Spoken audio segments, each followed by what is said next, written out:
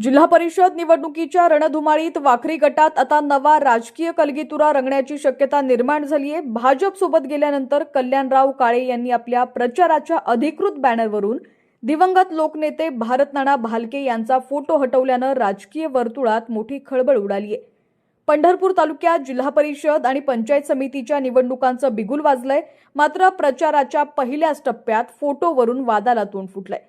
कल्याणराव काळे यांनी नुकताच भाजपचा झेंडा हाती घेतला। त्यांच्या ताज्या प्रचार दौऱ्याच्या बॅनरवर प्रशांत परिचारक, आमदार समाधान अवतडे यांचे फोटो झळकत आहेत।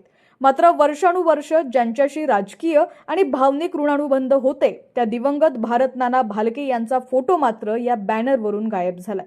या प्रकारामुळे भालके गटातील कार्यकर्त्यांमध्ये मोठी नाराजी पसरली आहे। नानांची विचारधारा आणि त्यांचं नाव वापरून मतं मागायची आणि आता सत्तेसाठी त्यांनाच विसरले का, असा संतप्त सवाल कार्यकर्त्यांकडून विचारला जातोय।